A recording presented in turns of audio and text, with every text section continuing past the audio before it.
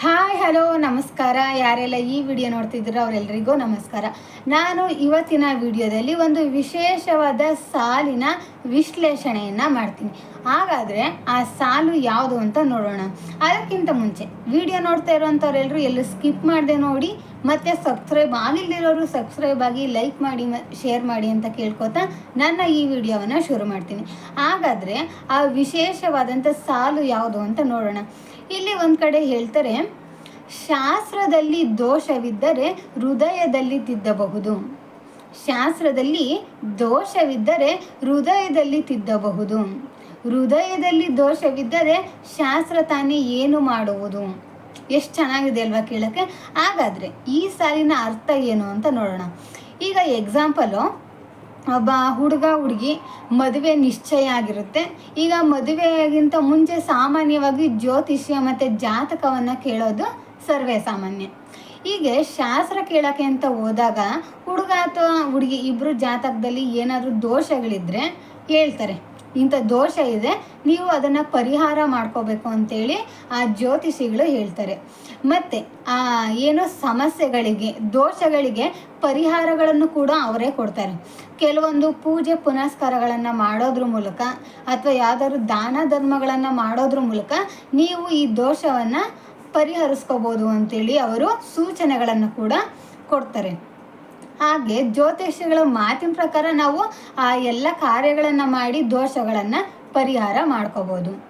ಅಥವಾ ಇದನ್ನು ಬಿಟ್ಟರೆ ಇನ್ನೂ ಒಂದು ಬೇರೆ ಆಪ್ಷನ್ ಏನಂದರೆ, ಆಗ ಮನಸ್ಸಿಂದನೂ ಕೂಡ ನಾವು ಆ ದೋಷವನ್ನು ತಿದ್ಬೋದು. ಹೇಗೆ ಅಂದರೆ, ಜ್ಯೋತಿಷ್ಯ ತೊಗೊಂಡು ನಾನೇನು ಮಾಡಲಿ, ಶಾಸ್ತ್ರ ತೊಗೊಂಡು ನಾನೇನು ಮಾಡಲಿ, ನಾವಿಬ್ಬರು ಚೆನ್ನಾಗಿದ್ರೆ, ಹುಡುಗ ಹುಡುಗಿ ಹೊಂದಿಕೊಂಡು ಅರ್ಥ ಮಾಡಿಕೊಂಡು ಮುಂದುವರ್ಕೊಂಡು ಹೋದರೆ ಆಗ ಶಾಸ್ತ್ರ ಆಗಲಿ ಜ್ಯೋತಿಷ್ಯ ಆಗಲಿ ಏನು ಮಾಡುತ್ತೆ. ಮೊದಲು ನಾವು ಸರಿಯಾಗಿರ್ಬೇಕಲ್ವ. ಒಬ್ರನ್ನೊಬ್ರು ಅರ್ಥ ಮಾಡ್ಕೊಳೋ ಭಾವನೆ ಇರಬೇಕು. ಒಬ್ರಿಗೊಬ್ರು ಹೊಂದ್ಕೊಂಡು ಅಡ್ಜಸ್ಟ್ ಮಾಡ್ಕೊಂಡು ಹೋಗೋಂಥ ಗುಣ ನಮ್ಮಲ್ಲಿ ಇರಬೇಕು.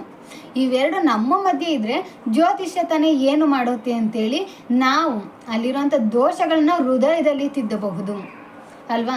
ಹೀಗೆ ಹೃದಯದಲ್ಲಿ ತಿದ್ದಿ ನಾವು ಮದುವೆ ಆಗಿ ಮುಂದುವರ್ಕೊಂಡು ಹೋಗ್ಬೋದು. ಒಂದು ವೇಳೆ ಆ ಹೃದಯದಲ್ಲೇ ಏನಾದರೂ ದೋಷಗಳಿದ್ದರೆ ಆಗ ಶಾಸ್ತ್ರ ಏನು ಮಾಡುತ್ತೆ ಅಲ್ವಾ. ಈಗೇನೋ ಶಾಸ್ತ್ರದಲ್ಲಿ ದೋಷ ಬಂತು, ಅದನ್ನು ನಾವು ಪರಿಹಾರ ಮಾಡ್ಕೊಂಡ್ವಿ, ಓಕೆ.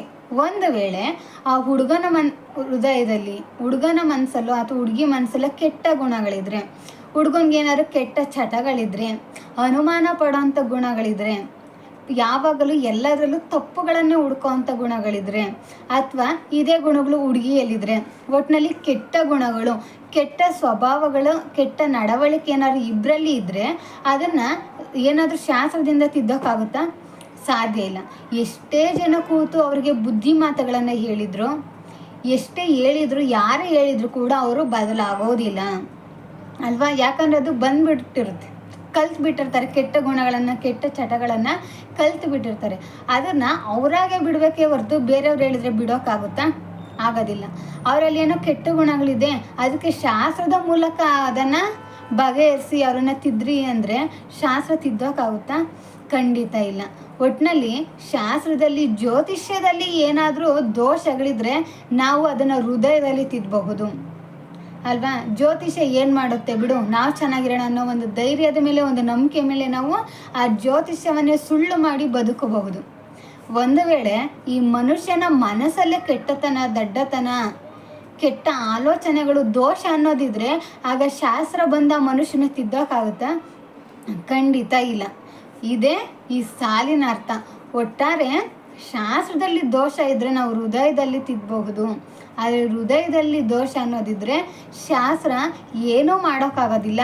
ಅದಕ್ಕೆ ನೀವು ಶಾಸ್ತ್ರವನ್ನು ನಂಬಿ ಹೋಗಬೇಡಿ. ನೀವು ಹೃದಯವಂತರಾಗಿ ಹೃದಯದ ಜೊತೆ ಬದುಕಿ ಅನ್ನೋದು ಈ ಸಾಲಿನ ಅರ್ಥ. ಇಷ್ಟೇ ಅಲ್ವಾ. ನೀವು ಹೃದಯವಂತರಾಗಿ ಇರಿ, ನಂಬಿಕೆ, ಪ್ರೀತಿ, ವಿಶ್ವಾಸಗಳ ಜೊತೆಗೆ ನೀವು ಬದುಕೋದನ್ನು ಕಲೀರಿ. ಆಗ ಯಾವ ಶಾಸ್ತ್ರ, ಯಾವ ಜ್ಯೋತಿಷ್ಯ ಕೂಡ ಯಾರನ್ನು ಏನೂ ಮಾಡೋದಕ್ಕೆ ಸಾಧ್ಯ ಇಲ್ಲ ಅನ್ನೋದು ಈ ಸಾಲಿನ ಅರ್ಥ. ಇಷ್ಟು ಈ ವಿಡಿಯೋ. ಇದು ನಿಮ್ಮೆಲ್ರಿಗೂ ಇಷ್ಟ ಆಗಿದೆ ಮತ್ತು ಅರ್ಥ ಆಗಿದೆ ಅಂತ ನಾನು ಅನ್ಕೋತೀನಿ. ಹೀಗೆ ವಿಡಿಯೋ ನೋಡ್ತಾ ನನ್ನ ಎಲ್ಲ ವಿಡಿಯೋಸ್ಗಳಿಗೆ ಸಪೋರ್ಟ್ ಮಾಡಿ ಅಂತ ಕೇಳ್ಕೊತೀನಿ. ಎಲ್ರಿಗೂ ಧನ್ಯವಾದಗಳು. ಜೈ ಹಿಂದ್, ಜೈ ಕರ್ನಾಟಕ ಮಾತೆ.